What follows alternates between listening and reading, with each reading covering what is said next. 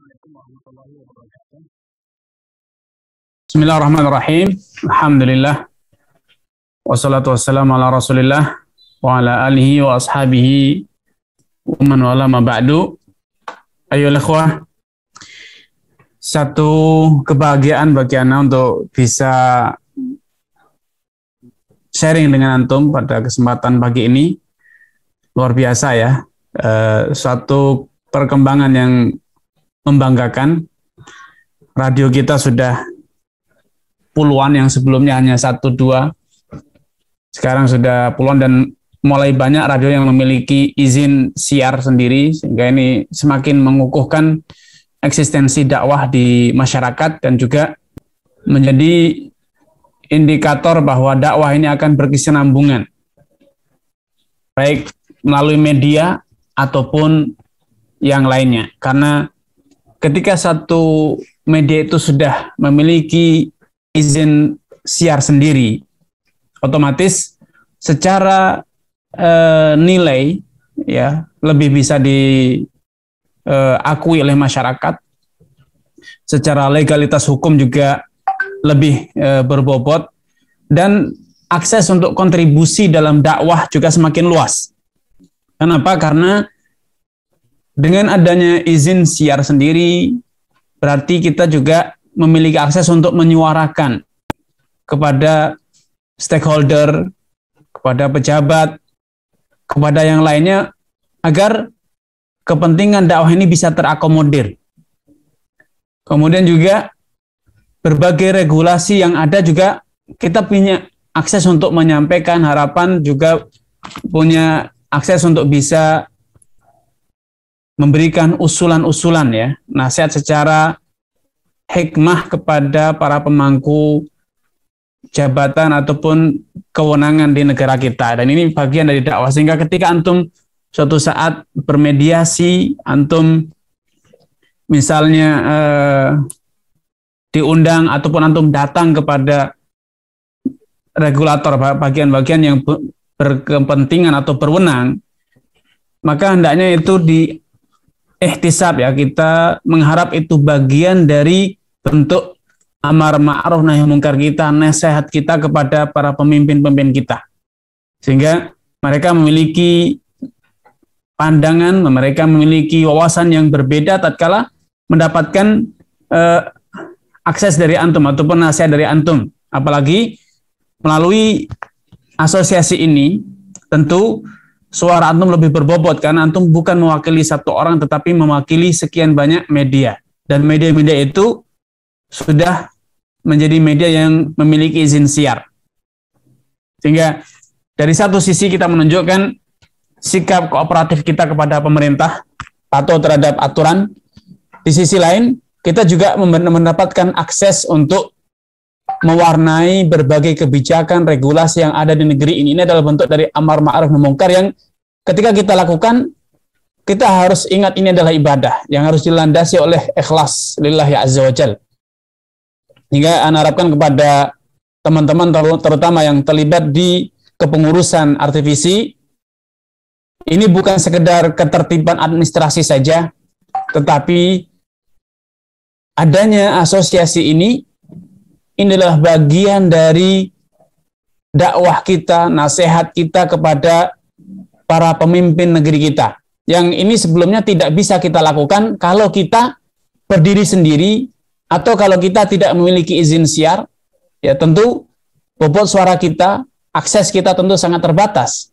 Tetapi sekarang dengan payung RTVC, antum bisa menyuarakan kepada dinas terkait di daerah ataupun bahkan sampai ke kementerian pusat yang menaungi media-media yang ada. Ya.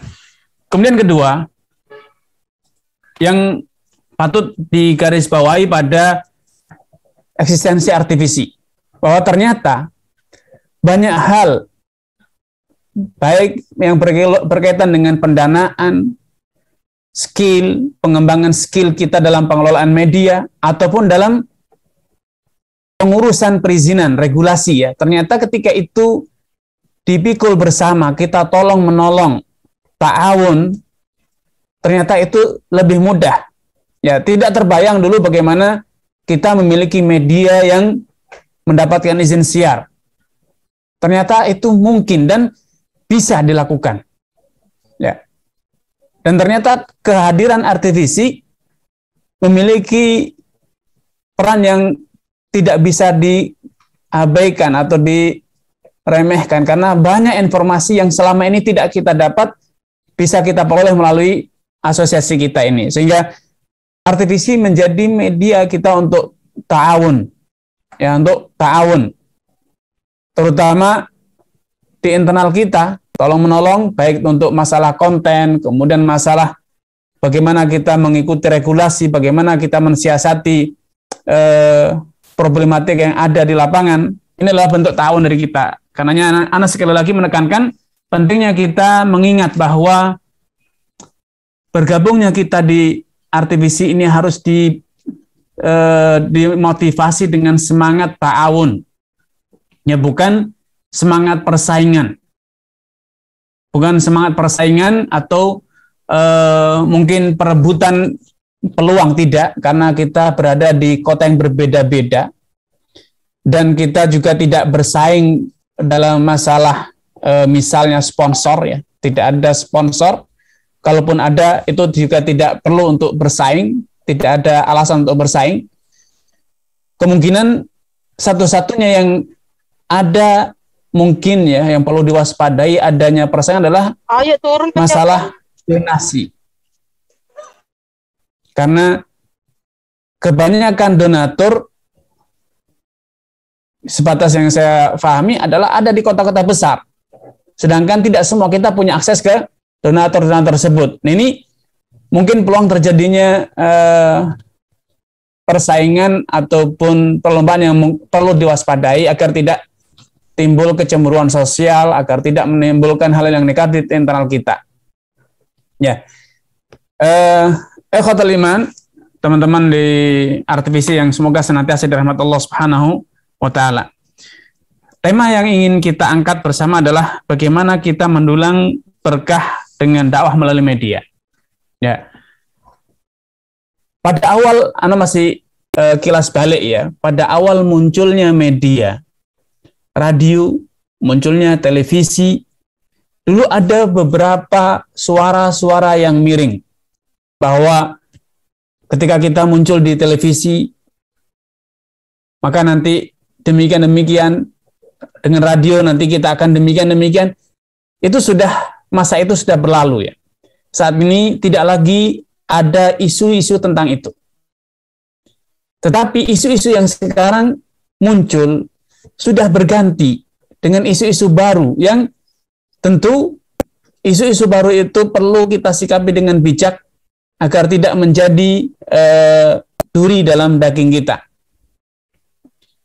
Isu-isu klasik tentang video, tentang masalahnya nanti harus perizinan macam-macam yang katanya harus nyogok dan ini dan itu sudah berhasil kita lewati, sehingga seakan-akan saat ini tidak ada lagi yang mengungkit masalah itu. Dan apa yang kita hadapi hari ini itu juga semuanya akan berlalu. Dan Ana rasa hal yang paling mengancam kelangsungan media kita, kelangsungan dakwah di media kita adalah poin istiqamah. Kita mungkin semangat di awal mendirikan radio, tapi seiring berjalannya dakwah melalui media ini, melalui televisi atau radio, banyak dari teman-teman yang semula semangat mulai kendor semangatnya. Kenapa?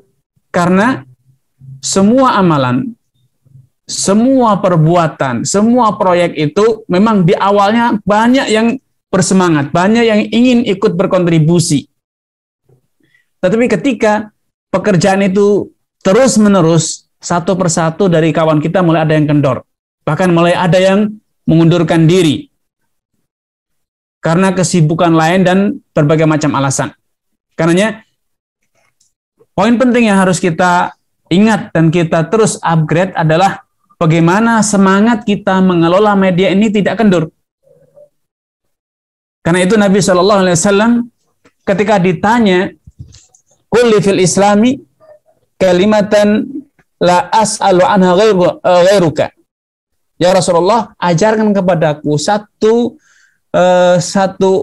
ajaran, satu wasiat atau wejangan yang setelah aku dapatkan, aku tidak perlu lagi bertanya kepada selainmu. Karena itu cukup singkat, tapi mewakili semua urusan. Beliau mengatakan, Qul amantu billahi tsumma istaqim. Ikrarkan bahwa aku beriman kepada Allah dan kemudian istiqomah. Ini yang paling penting. Kita mendirikan media sebagai implementasi atas kepedulian kita dalam dakwah. Sebagai implementasi dari semangat kita untuk memperjuangkan Islam. Itu bagus. Tetapi tidak kalah bagus lagi kalau kita itu bisa istiqomah. Jangan hanya panas-panas tai ayam. Hari ini kita bersemangat, kemudian ketika energi kita sudah mulai lelah, pendanaan ternyata tidak semudah yang dibayangkan, kemudian SDM ternyata tidak semua orang siap untuk setiap hari nongkrongi radio, setiap hari ngurusin pendanaan media, ya. Maka bisa jadi kita hari ini mulai diuji dengan futur, sudah capek, sudah lelah. Apalagi kalau kita melihat dari sisi lain, teman kita yang kemarin ikut berjuang saat ini sudah punya bisnis, ternyata sukses. Sedangkan kita, waktu kita dari pagi sampai malam lagi, sampai pagi lagi, kita masih berkutat dengan masalah kabel, masalah antena, masalah perizinan. Kita tidak punya bisnis. Mulai kadang kita tergoda. Apalagi kita dengan media, kita mulai tahu jaringan bisnis. Oh ya, tahu kita tempat kulaan barang ini di sana. Oh, ini si fulan ini punya grosir ini. Kalau saya beli dari sana, saya jual di kota Ana, bisa mendapatkan untung. Tapi saya tidak sempat karena saya misalnya masih sibuk dengan urusan radio, urusan media. Sehingga kadang kita mulai futur, kita mulai kendor. Mulai ada berpikir, apa saya ikut mundur juga? Akhwatul iman, ini satu hal yang natural. Bukan hanya antum, semua orang. Para ulama pun sama, mendapatkan ujian yang, perasaan yang secara fisik. Mereka banyak menghadap itu, dicibirkan oleh orang, bertemu dengan murid-murid yang kadang nakal, bertemu dengan orang yang bukannya mengapresiasi, tapi justru malah semacam menggunting dalam lipatan. Itu dialami oleh semua orang, bukan hanya antum. Ada orang-orang yang justru semacam ingin mencelakakan. Dalam ilmu riwayat itu misalnya, ada murid-murid yang justru sengaja menyisipkan riwayat kepada gurunya. Nakal, murid nakal itu ada dalam semua sejarah para ulama. Ya, memalsukan fatwa guru itu ada. Nah, di dalam media pun bisa jadi demikian. Ada orang-orang yang justru dia bukannya ingin mengembangkan, tapi dia ingin mengeksploitasi, mencari keuntungan saja. Dia datang ke media kita hanya sekedar mencari keuntungan. Itu mungkin terjadi. Tapi tidak sepatutnya itu menjadikan kita kendor. Karena siapapun kita, dimanapun kita berada, akan berhadapan dengan orang-orang semacam itu. Kalaupun antum dalam rumah tangga sendiri, dalam keluarga sendiri, ada saudara-saudara yang bagikan benalu dalam rumah tangga. Dia maunya hanya mencari untungnya, tapi tidak mau berkorban untuk keluarga. Ada. Antum mau bertetangga, juga ada orang yang tidak mau ikut cawe-cawe dalam urusan masyarakat. Dia maunya enaknya saja. Itu ada. Sehingga keberadaan orang-orang semacam ini tidak sepatutnya menjadikan kita kendor. Nah, pertanyaannya bagaimana caranya agar kita tetap istiqomah, tidak kendor dalam berjuang di jalan Allah, termasuk antum menggawangi media-media ini. Ini pertanyaan yang harus selalu kita upgrade, selalu kita ingat kembali, agar kita tidak salah orientasi. Semula kita ingin dakwah, kemudian mulai mengeksploitasi dakwah, mencari keuntungan dari dakwah, keuntungan pribadi, mengedepankan kepentingan pribadi di atas kepentingan dakwah, atau kita tidak menjadi kendor gara-gara banyaknya orang yang sudah berhenti di tengah jalan. Antum kalau ingat, berapa banyak dulu di awal perjuangan antum merintis media, yang saat ini sudah tidak pernah lagi datang, tidak pernah lagi berkunjung ke media antum. Sekedar bertanya saja bagaimana perkembangan media, sudah tidak. Itu sudah banyak sekali. Nah, untuk bisa istiqomah agar kita tetap berjuang di jalan Allah, kita harus tahu, kita harus menyegarkan kembali memori kita. Untuk apa sebetulnya saya capek-capek bersusah payah merintis media ini? Apakah saya mau butuh apresiasi orang? Apakah saya ingin berdagang di sini? Apakah saya ingin mencari harta di sini? Kalau kita di dalam pikiran kita masih ada persepsi-persepsi semacam itu, maka kita akan mudah patah arang. Kenapa? Karena mungkin kita hari ini belum dapat harta, kita hari ini belum dapat apresiasi orang, banyak yang malah mencibirkan kita. Tapi kalau niat kita dari awal hingga hari ini betul-betul lillah, betul-betul ingin berkontribusi menyebarkan syiar Islam, maka itu antum dapatkan. Wa ma kana Allahu liyudhi'a imanakum, Allah tidak mungkin menyanyiakan amal ibadah kalian. Dan kalau antum ingin menyebarkan Islam, maka ketahuilah sudah sekian banyak orang yang mendapatkan manfaat dari media antum.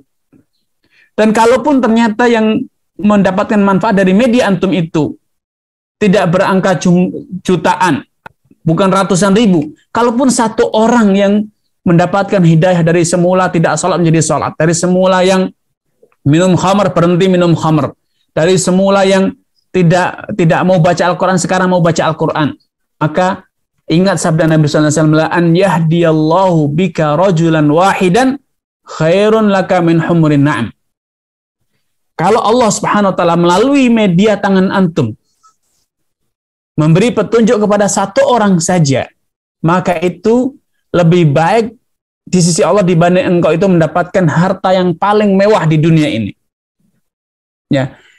Dan kalaupun antum hari ini merasa bahwa media ana sudah sekian 10 tahun, bisa jadi bisa lebih dari 15 tahun sudah mulai mengudara, tapi kok dukungan masyarakat tidak banyak, donasi tidak besar, kita masih terus berjibaku dengan sekedar bayar listriknya saja sudah masih berjibaku, maka jangan berkecil hati. Tidak banyaknya dukungan, tidak banyaknya yang merasakan mengapresiasi manfaat dakwah antum itu bukan hal yang baru. Antum pasti sudah sering mendengar, sudah sering memperdengarkan kepada masyarakat bagaimana dahulu di zaman para anbiya ada nabi-nabi yang seumur hidupnya berdakwah hanya memiliki satu orang pengikut. Ada yang punya 2 orang pengikut, bahkan ada nabi-nabi yang sampai akhir hayatnya beliau tidak memiliki satu orang pun pengikut yang masuk Islam. Gagalkah mereka? Salahkah mereka? Tidak. Mereka tidak gagal, mereka tidak salah. Karena keberhasilan dakwah sekali lagi tidak diukur dengan kuantitas. Berapa banyak yang hadir, berapa banyak yang memutar media antum, berapa banyak yang kemudian mendapat hidayah dari antum. Ingat, Nabi saja, Nabi kita sallallahu alaihi wasallam saja dalam Al-Qur'an digambarkan in alaika illal balagh. Wahai Muhammad, tugasmu itu hanya menyampaikan. Adapun membuka pintu hati orang, hidayah, maka itu kuasa Allah Subhanahu wa taala. Laisa 'alaika hudahum, walakin Allah yahdi may yasha. Bukan kuasa wahai Muhammad untuk memberi hidayah kepada mereka. Tapi kamilah yang akan memberi hidayah kepada siapa saja yang kami kehendaki. Jadi antum jangan berkecil hati selama apa yang antum sampaikan itu baik. Selama yang antum siarkan itu benar. Selama yang antum siarkan itu adalah ajaran Nabi SAW. ada yang mendengarkan, tidak ada yang mendengarkan, ada yang mendapat petunjuk atau tidak, ada yang mengapresiasi atau tidak, maka tugas antum sudah final. Sampaikanlah. Dan itu sudah antum tunaikan dengan cara-cara yang baik, dengan cara-cara yang benar, apa yang diajarkan sesuai dengan tuntunan Nabi. Masalah masyarakat kok masih gini-gini saja, maka itu kuasa Allah SWT memberi hidayah. Tugas kita hanyalah balang. Apalagi kita, Nabi saja dengan jelas dikatakan bahwa tugas Nabi hanya menyampaikan, dan itu sudah antum lakukan. Itu tugasnya. Kalau antum saat ini berpikir bahwa antum ingin mengislamkan sekian ribu orang, sekian juta orang, antum ingin menjadikan masyarakat antum masyarakat yang mengamalkan sunnah, berakidah Ahlussunnah wal Jamaah semuanya, maka itu mimpi yang bagus, cita-cita yang bagus, tapi itu bukan kuasa antum. Itu tidak ada di tangan antum. Yang ada adalah bagaimana antum menyampaikan ayat, bagaimana antum membacakan hadis, itu yang kuasa antum lakukan. Innaka la tahdi man ahbabta walakinallahu yahdi man yasha. Artinya engkau tidak akan kuasa memberi hidayah kepada siapapun yang engkau inginkan, tetapi yang kuasa memberi hidayah adalah Allah Subhanahu wa taala. Ya, ini harus diingat kembali bahwa keberhasilan media antum tidak diukur dari berapa banyak yang mendengar, berapa banyak yang mendapatkan manfaat, mendapat hidayah melalui media antum. Tetapi keberhasilan dakwah antum diukur apa yang antum sampaikan, bagaimana antum menyampaikan, bagaimana antum menyiarkan, apakah dengan cara yang hikmah atau tidak. Kalau itu sudah terlaksana, maka percayalah bahwa antum sukses dalam menggawangi media ini. Ya, jangan dengarkan kritikan orang, oh ini tidak banyak yang dapat hidayah. Selama antum sudah memastikan bahwa antum sudah menyampaikan dakwah dengan hikmah, yang disampaikan itu benar, maka ingat kembali bahwa hidayah ada di tangan Allah Subhanahu wa taala. Bisa jadi mereka mendapatkan hidayah kapan? Di akhir hayat antum. Ketika antum sudah akhir hayatnya, baru mereka masuk Islam. Nabi saja tidak pernah lelah mendakwai pamannya sampai akhir hayatnya. Jadi kalaupun masyarakat di kota antum belum mau mendengar, belum mau menerima, maka jangan putus asa. Sampaikan terus. Bisa jadi di akhir hayat mereka baru masuk Islam. Nabi Nuh, antum ingat bagaimana Nabi Nuh alaihissalam berdakwah di kaumnya 950 tahun. Yang mengikuti dakwah beliau hanya beberapa gelintir orang. Gagalkah Nabi Musa? Nabi Nuh? Tidak. Nabi Musa berdakwah kepada Fir'aun. Fir'aun tetap dengan kekufurannya, dengan keangkuhannya, sampai akhir hayat Fir'aun. Tidak masuk Islam Fir'aun. Padahal Nabi Musa dibesarkan di rumahnya Fir'aun. Mengawali dakwah sejak dari rumahnya Fir'aun. Tapi ternyata Fir'aun tidak dapat hidayah. Itu bukan kegagalan. Kegagalan itu tatkala antum berpatah arang, sudah ana berhenti di sini, itulah kegagalan. Ana sudah lelah dalam dakwah, sudah sekian puluh tahun, capek, ana ingin istirahat, itulah kegagalan. Kegagalan itu tatkala antum berkata, apa untungnya? Apa keuntungan yang saya dapat dari menghabiskan waktu, tenaga, energi dengan susah payah menggawangi media ini? Apa yang saya dapat? Materi tidak. Itulah kegagalan ketika antum mulai bertanya, apa untung saya? Saya terus banyak berkorban waktu, tenaga, bahkan mungkin finansial. Itulah kegagalan ketika antum mulai hitung-hitungan. Ya. Ketika antum mulai bertanya, apa yang saya dapat dari media ini, itulah kegagalan dalam dakwah kita. Kegagalan kita menggawangi media karena ternyata kita adalah korban pertama dari media kita. Justru tatkala kita mulai bertanya semacam itu menunjukkan bahwa kita sudah berganti orientasi dari dakwah lillah, dari mengabdi kepada Allah menjadi kepada mencari keuntungan materi. Kita ingat bagaimana para sahabat dahulu mendampingi Nabi dalam berdakwah. Banyak dari mereka justru menginginkan syahadah, menginginkan gugur di medan perang.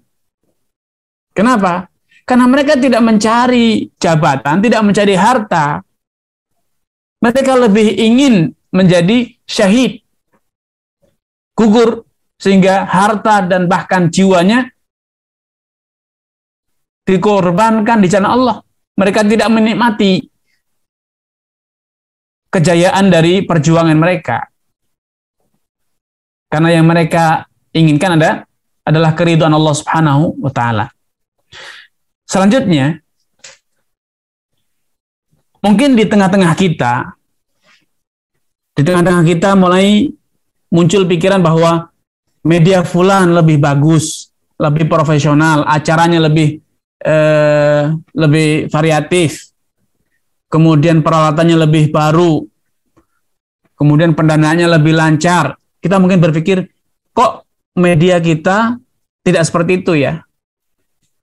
Kita hanya gini-gini aja.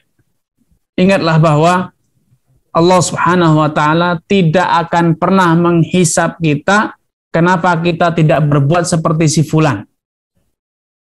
Kalau itu di luar kemampuan kita.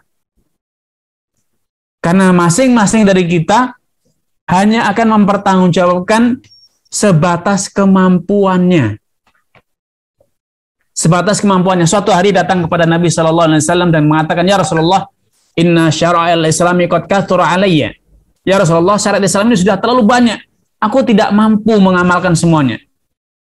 Bahkan ada yang datang mengeluhkan perihal Mu'ad. Ya Rasulullah, inilah uhsinu dan wala dan Mu'ad. Ya Rasul, aku tidak bisa membaca bacaan-bacaan yang kau baca dan juga bacaan-bacaan yang dibaca oleh Mu'ad. Karena beliau mengeluhkan Mu'ad ini kalau sholat panjang. Nah, sahabat ini merasa apa yang dia bisa baca dalam sholatnya sudah dibaca semua habis. Ternyata Mu'ad masih terus panjang sholatnya. Ini baca apa saja nih, doa apa saja yang dibaca oleh Mu'ad. Maka Nabi bertanya kepadanya, "Wa madza kunta tudandin?" Emang selama ini apa yang kau baca dalam sholatmu? Beliau mengatakan, saya cuma minta dua, dimasukkan surga, dilindungi dari neraka. Itu saja yang aku baca. Sehingga simpel, pendek, selesai. Baca, ya Allah, ini as'alukal jannah, wa a'udzubika minan nar. Pendek sekali. Aku minta kepadamu surga, aku pelindung dari neraka. Mu'ad nih kalau berdoa panjang sekali. Apa yang dia baca, tidak ngerti saya katanya. Maka dia minta diajari oleh Nabi. Maka ketika dia menyampaikan ini kepada Nabi, Nabi bersabda kepadanya, wa haulaha nudandin. Dan kita juga seperti itu. Yang kita minta itu hanya surga, yang kita mohon kepada Allah hanya perlindungan dari neraka, hanya itu. Namun, ya, simple. Ya. Namun, memang kadang ada orang yang Allah beri kelebihan. Dia punya bacaan, dia punya hafalan, dia punya macam-macam. Sedangkan Allah beri kepada kita keterbatasan.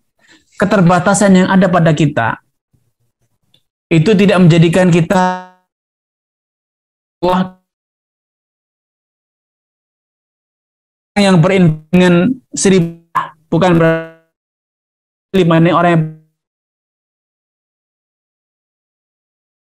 lalu ila suwarikum wa atsadikum, yang dinilai itu bukan fisiknya, bukan nominalnya, tetapi yang dilihat adalah qulubikum, keikhlasan yang ada dalam diri kita. Jadi walaupun media kita kresek-kresek ya, didengar tuh kresek-kresek, bisa jadi nilai pahalanya di sisi Allah lebih bagus dibanding media-media yang Masya Allah suaranya bagus, tidak pernah ada gangguan, petir pun juga tidak pernah, kata orang tidak pernah menjilat ya. Media kita tidak pernah ada gangguan macam-macam dibanding orang yang dikit-dikit gangguan. Ada yang konslet, ada yang mungkin suaranya kresek-kresek, suaranya tidak jelas, masih bocor, masuk suara luar dan macam-macam. Kalau itu kita lakukan dengan ikhlas, maka pahalanya di sisi Allah bisa jadi lebih besar dibanding orang yang medianya bagus sekali. Ya, karena yang dinilai bukan kuantitas, tetapi kualitas keikhlasan. Bukan kualitas media, tetapi kualitas keikhlasan orang-orang yang menggawai media. Ya, karena para sahabat dulu, walaupun yang bisa mereka infakkan itu sangat sedikit, Sebagian mereka hanya berinfak dengan 1 korma. Hanya dengan 1 genggam korma. Pahalanya di sisi Allah lebih besar dibanding orang yang menginfakkan 1 gunung Uhud emas. Kenapa? Kualitas keikhlasan mereka yang menjadikan pahala para sahabat lebih besar. Sehingga berlombalah dalam kualitas keikhlasan. Jangan berlomba dalam kualitas media. Ya, jangan berlomba dengan kualitas media. Di sisi lain, hidayah Allah Subhanahu wa taala akan lebih mudah sampai kepada masyarakat tatkala konten-konten yang antum siarkan itu disiarkan dengan keikhlasan, yang berbicara ikhlas, yang memprogramnya ikhlas, yang menyiarkannya juga ikhlas. Itu akan lebih masuk ke hati orang dibanding orang yang kualitas materinya bagus tapi keikhlasannya minim. Karena semua nasihat yang lahir dari hati akan lebih mudah masuk ke hati orang lain. Akan lebih mudah masuk ke hati orang lain. Sehingga kalau hari ini kita mengeluhkan, kenapa ya interaksi masyarakat masih rendah dengan media kita, bisa jadi itu adalah keikhlasan kita yang masih minim. Keikhlasan kita yang masih minim dalam menyiarkan, menyusun program, ataupun bahkan mungkin membiayai media kita ini, mengelola media kita ini. Sehingga yang harus kita benahi adalah keikhlasan kita. Dengan ikhlas, dengan hati yang tulus, mungkin yang dapat hidayah cuma 1, tapi pahalanya di sisi Allah sangatlah besar. Dibanding orang yang, Masya Allah, sekian banyak ribu orang menjadi pendengar setia radio dia, media dia, tetapi bisa jadi dia tidak ikhlas, maka dia celaka. Saya yakin antum juga sudah mendengar perihal lelaki yang kelak di hari kiamat, ya, dia dibangkitkan di sisi Allah Subhanahu wa taala dengan berputar-putar di atas perutnya. Sehingga menjadi tontonan semua ahli mahsyar, semua ahli neraka. Bukan ahli mahsyar, ahli neraka. Malah kayak fulan. Wahai fulan, apa yang terjadi dengan dirimu? Alasta kunta ta'muruna bil ma'ruf wa tanhana 'anil munkar. Bukankah engkau yang selama ini memerintahkan kita untuk berbuat yang baik, melarang kita dari perbuatan kemungkaran? Qala bala, betul. Tetapi dulu aku memerintahkan kalian berbuat yang ma'ruf, aku adalah orang yang pertama kali meninggalkannya. Aku dulu yang melarang kalian dari perbuatan dosa, aku adalah orang yang pertama kali melakukan dosa tersebut. Sehingga jangan lihat dari banyak tidaknya orang yang mendengar, tapi lihatlah kualitas. Karena nilai amalan kita diukur di sisi Allah bukan dengan kuantitas, dengan kualitas keikhlasan, bukan kualitas media. Bukan kualitas media, ya. Poin selanjutnya yang harus kita benahi dalam media kita, bahwa ketika media kita sudah mulai berhasil, ini menjadi tantangan tersendiri. Eksis media kita alhamdulillah sudah dapat izin siar, pendengar setianya sudah semakin banyak, interaksi masyarakat juga semakin intens dengan media kita. Ingat, setan tidak pernah berhenti merusak dakwah kita. Kita mulai bisa jadi dikali itu oleh gurur, sombong. Ini saya yang babat alas, saya yang merintis, saya yang paling banyak berkontribusi.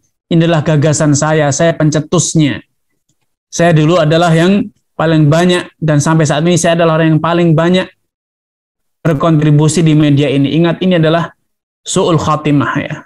Keberhasilan tetapi diiringi dengan kegagalan menjaga keikhlasan kita. Man usyira bil banani faqad halak, kata Nabi. Siapapun yang telah menjadi pusat kekaguman sehingga selalu dipuji, maka sudah bisa dipastikan dia celaka. Sombong, mulai riya, mulai ujub, ya, berbesar kepala.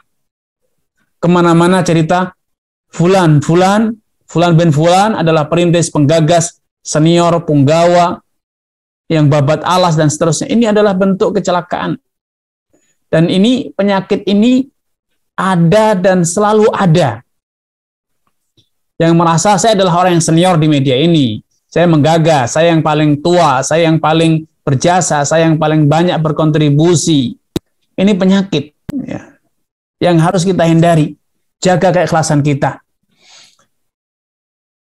Betapa banyak ya orang yang beramal, beribadah, bersedekah, beramal soleh, tetapi kalau akhirnya, endingnya hanya semacam ini untuk mengatakan, untuk mentahbiskan nama kita menjadi orang yang berjasa, mudir lembaga ini,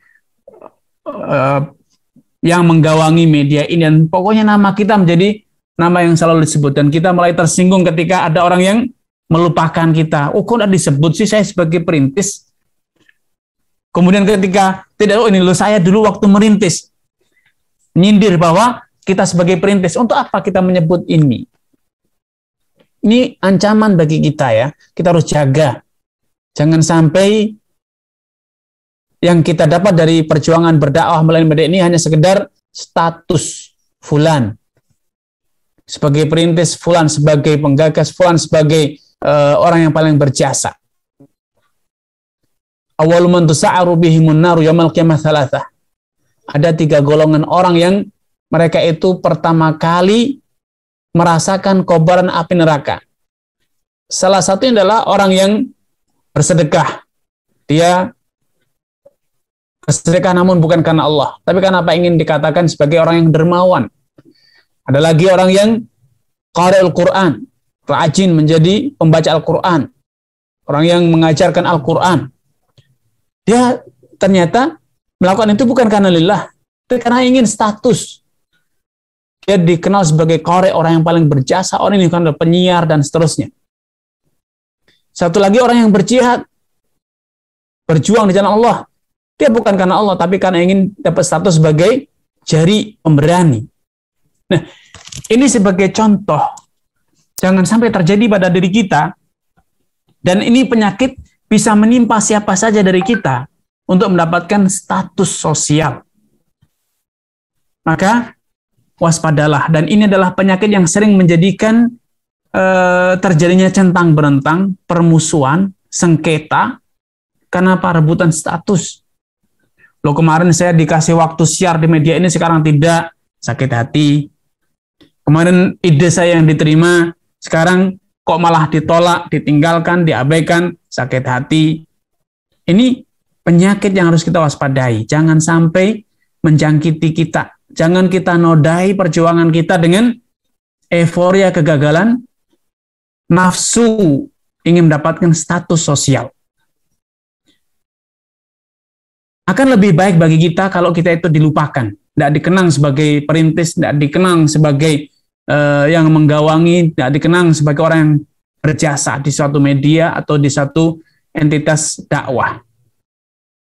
Karena itu lebih mudah bagi kita untuk menjaga keikhlasan niat. Alhamdulillah.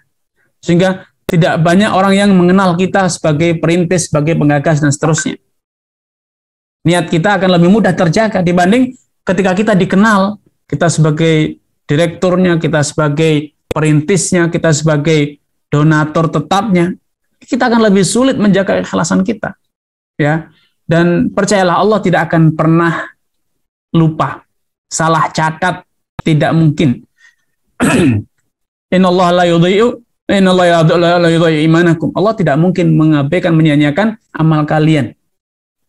Setiap amal kebajikan kita, kontribusi kita, walaupun tidak dikenal oleh orang, Allah sudah kenal, Allah sudah tahu, dan pasti Allah akan membalas dengan pahala yang setimpal.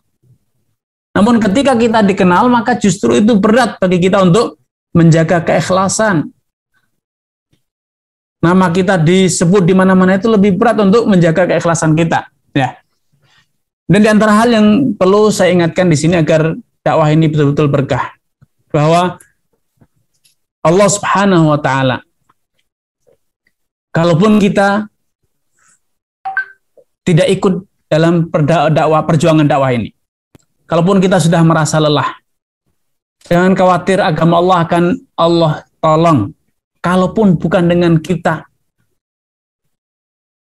maka jangan takutkan tentang nasib Islam, tapi takutkan nasib diri kita.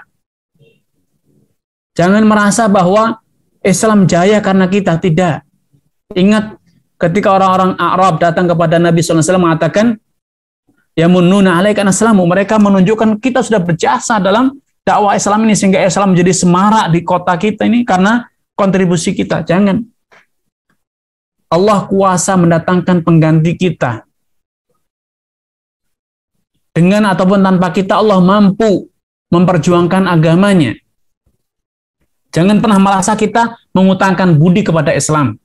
Justru kitalah yang berhutang budi kepada Allah SWT yang telah membuka pintu hati kita. Sehingga kita tergugah untuk belajar sunnah, untuk ikut berkontribusi dalam mendapatkan sunnah. Yamununa alaikum assalamu kulla tamunnu alaihi islamakum balillah yamunnu alaikum an hadakum lil iman. Jangan pernah sekalipun merasa kita tuh punya jasa, menitipkan jasa pada Islam. Tidak. Justru kitalah yang berutang budi kepada Allah. Kenapa? Karena Allah telah menunjukkan, membuka pintu hati kita untuk mendapat hidayah dan kemudian ikut berkontribusi dalam dakwah. Jangan pernah merasa kita sebagai orang yang berjasa. Semakin banyak hidayah yang Allah berikan kepada kita, maka semakin banyak piutang kita, piutang Allah SWT kepada kita. Kita dihutangi Allah SWT berupa banyak kenikmatan ya.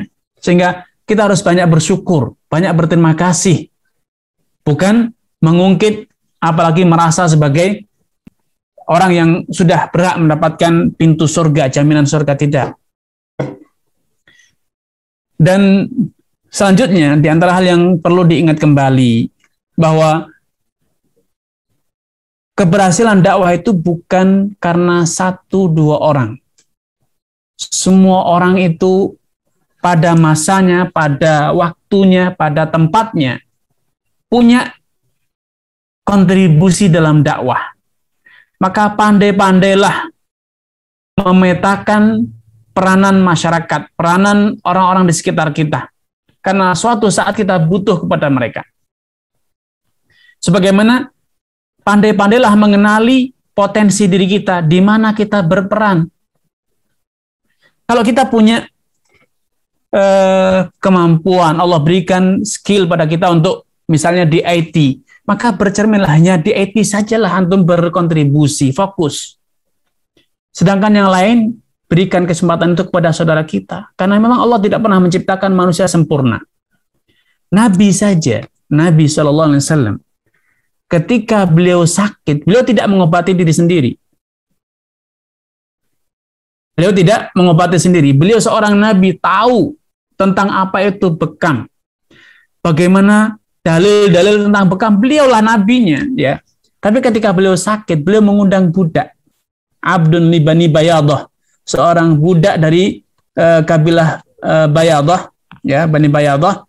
Beliau yang diundang untuk apa? Untuk membekam Nabi. Kenapa tidak diundang Abu Bakar? Kenapa tidak diundang Umar? Kenapa tidak dipanggil Utsman yang diberi kehormatan menikahi 2 putrinya? Kenapa tidak dipanggil Ali bin Abi Thalib yang diberi kehormatan menikahi putrinya Fatimah? Tapi yang diberi kehormatan membekam Nabi dan bahkan diberi upah siapa? Seorang budak. Seorang budak, ya. Itu adalah kebesaran, itu adalah contoh bagaimana kita memetakan potensi masing-masing. Kita memberi kesempatan tahu diri bahwa potensi pengobatan ada di tangan orang, maka percayakan kepada dia. Jangan kita berpikir kita menjadi orang yang seperti dalam omongan banyak orang ya, makeover. Semua ingin digawangi sendiri, semua ingin dilakukan sendiri, semua ingin diputuskan sendiri. Ini adalah penyakit dalam dakwah. Manajemen apa kata Ustadz? Ini penyakit. Semua urusan diserahkan kepada satu orang, dipercayakan kepada seorang, apapun kata dia benar salah, kalau sudah kata Ustadz benar dan barokah katanya. Ini salah besar. Apapun kata senior itu pasti benar, salah besar. Apapun kata mudir, salah besar.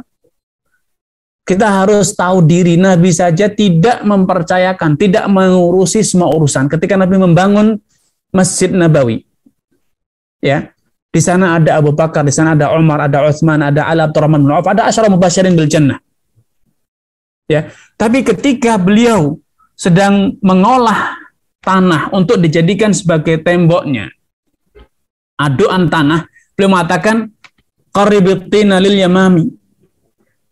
Dekatkan tanah itu kepada orang Yamami itu, salah seorang Talq bin Habib dari Yamani, dari daerah Yamamah, itu dikenal orang-orang sana mahir ya, ahli dalam membangun.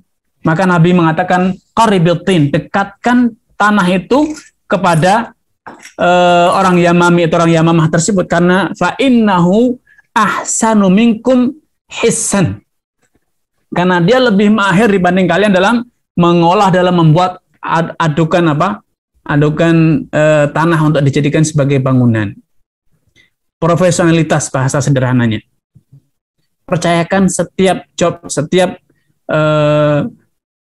pekerjaan kepada orang yang tepat, kepada orang yang pas, ya. Karena dengan mempercayakan kepada orang yang lebih tepat itu akan semakin menghindarkan kita dari besar kepala, merasa sebagai orang yang paling dan paling. Penyakit dalam kita seringkali adalah kita tuh merasa paling mengetahui, paling mengenal, paling ngerti, paling dedikatif, paling dan paling lainnya. Betapa sering kita itu sulit untuk mengakui bahwa ini bukan spesialisasi saya. Seakan-akan kita merasa menguasai semuanya. Ini adalah penyakit yang harus kita hindari dalam dakwah.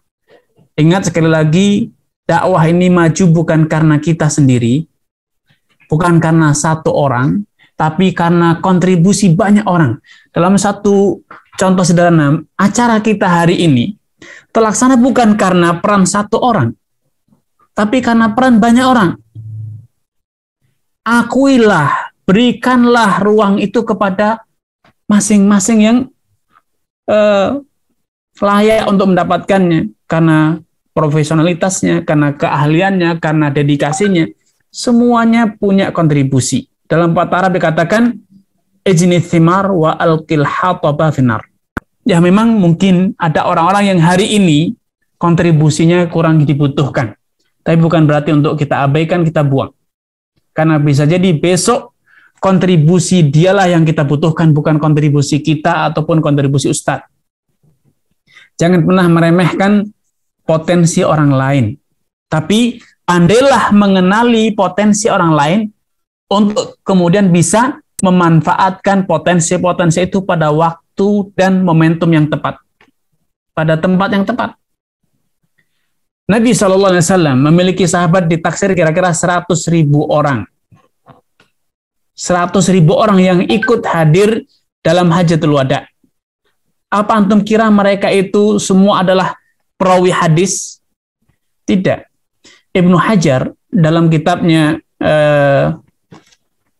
Al-Isabah, beliau hanya menyebutkan, ya, berusaha mengumpulkan nama-nama sahabat, baik yang meriwayatkan hadis atau namanya pernah disebut dalam satu hadis, satu riwayat. Beliau hanya tidak nyampe 10.000 orang yang berhasil terdata dari nama sahabat. Dari 10.000 itu pun ada yang tidak valid. Beliau sendiri mengaku ini bukan sahabat, ini tabi'in. Riwayat yang menyebutkan bahwa dia pernah ketemu Nabi tidak valid misalnya. Itu maksimalnya tidak nyampe 10.000. Artinya apa? 90.000 orang sahabat Nabi namanya tidak terdata. Tidak sebagai perawi hadis, tidak sebagai panglima perang, tidak sebagai seorang yang mendermakan hartanya, tetapi mereka semua punya kontribusi dalam perjuangan Nabi. Antum kalau lihat data nama sahabat yang ikut dalam perang Badar, terdata namanya, karena mereka hanya 300-an orang. Itu pun sebagiannya diperselisihkan apakah fulan atau fulan. Tapi antum lihat di perang Uhud, pernahkah antum dapat data semua sahabat yang ikut dalam perang Uhud jumlahnya sekitar 700 orang? Banyak dari nama mereka tidak terdata, yang gugur dalam perang, medan perang, ataupun yang kemudian hidup dan sampai meninggal dunia. Tidak semua terdata. Tapi apakah mereka berarti tidak punya kontribusi? Punya kontribusi. Punya kontribusi dalam perang, dalam dakwah Nabi, ya. Jadi kita harus pandai memetakan potensi kita semuanya, sehingga kita fokus pada bidang-bidang yang memang itu skill kita, itu adalah potensi yang Allah berikan kepada kita.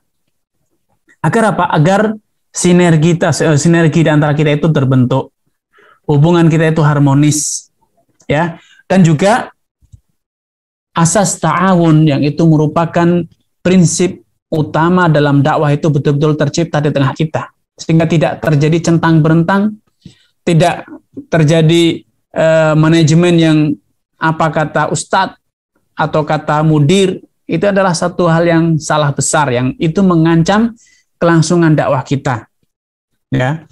Sehingga kalau kita berbicara tentang instalasi, ya serahkan kepada orang yang memang mahir dalam instalasi. Jangan ustadz yang mengatur, tapi saya maunya gini, maunya lewat sini. Ini salah besar yang sering kali terjadi di kita. Pengadaan barang misalnya, apakah ustadz maunya merek ini? Jangan gitu. Tanyakan kepada orang yang memang dia ahli, mana yang paling bagus, paling murah, di mana belinya, sehingga sinergi di antara semua elemen dakwah itu berjalan dengan harmonis. Karena apa? Karena semua orang tahu diri. Semua orang tahu diri, ya, tentang potensi dan kelebihan masing-masing. Nabi saja mempercayakan bangunan Masjid Nabawi bukan kepada Abu Bakar, tapi kepada Thalq bin Habib, seorang yang tidak banyak dikenal, ya, tidak banyak disebut dalam riwayat. Beliau hanya berkunjung ke Madinah, masuk Islam bertepatan dengan prosesi pembangunan Masjid Nabawi. Walaupun demikian, karena dia memiliki skill, belum banyak dikenal oleh Nabi, tapi skill dia telah terbukti, ya, dikenal dia sebagai orang yang ahli bangunan, lebih berpengalaman, maka dipercayakan kepada beliau urusan bagaimana mengaduk tanahnya untuk kemudian dijadikan sebagai tembok Masjid Nabawi, ya. Terakhir yang ingin saya sampaikan bahwa budaya musyawarah itu penting untuk kita hidupkan dan kita terus kembangkan di tengah kita. Karena selain itu sebagai satu manajemen yang bagus, tetapi itu juga perintah Allah SWT, syawirhum fil amr. Nabi saja yang didukung dengan wahyu, didampingi oleh malaikat, itu pun oleh Allah masih diperintahkan untuk bermusyawarah, mendengar pendapat sahabatnya, mendengar gagasan sahabatnya, ya. Apalagi kita yang tidak mendapatkan wahyu, tidak mendapatkan dukungan berupa malaikat, Jibril atau yang lain, maka tentu kita lebih butuh untuk bermusyawarah dalam banyak hal, dalam semua hal bahkan. Jangan merasa pede bahwa ini yang terbaik. Ini menurut saya, menurut pengalaman saya, skill dan keilmuan saya. Jangan. Musyawarahlah, ya. Kembangkan budaya bermusyawarah di tengah-tengah kita, sehingga semua orang itu selain merasa dihargai, dia juga merasa memiliki, karena setiap keputusan itu melibatkan semua elemen kita yang terlibat, ya. Sehingga tidak ada yang merasa yang dimarginalkan, dipinggirkan, tapi semuanya diberi ruang untuk mengutarakan gagasan dan pendapatnya, dan tidak ada orang yang merasa berkuasa mutlak dalam dakwah. Sehingga dakwah ini memang betul-betul harus dipikul oleh semua pihak. Sayang, ya, budaya musyawarah itu kadang menjadi atau dianggap sebagai indikator ketidakberdayaan dan kebodohan. Seringkali musyawarah dianggap sebagai beban dalam manajemen, dianggap bertele-tele, dianggap menyebabkan kita tidak lincah. Padahal sekelas Nabi saja masih diperintahkan untuk bermusyawarah. Padahal kalau Allah ingin lincah, maka semua percayakan kepada Nabi. Apalagi Allah akan menurunkan wahyu. Nabi didukung oleh malaikat Jibril, ya. Oleh demikian beliau masih diperintah untuk bermusyawarah. Sehingga penilaian negatif tentang musyawarah dengan menganggap dengan banyak musyawarah itu menjadikan kita tidak lincah, menjadi bertele-tele, ini harus kita kesampingkan. Keberkahan dalam dakwah, keberkahan dalam manajemen, keberkahan dalam keputusan yang didapat itu lebih penting dibanding sekedar cepat dan ternyata tidak tepat, atau cepat namun tidak berkah, yang itu justru tidak membawa manfaat, malah membawa petaka bagi kita. Allah Ta'ala.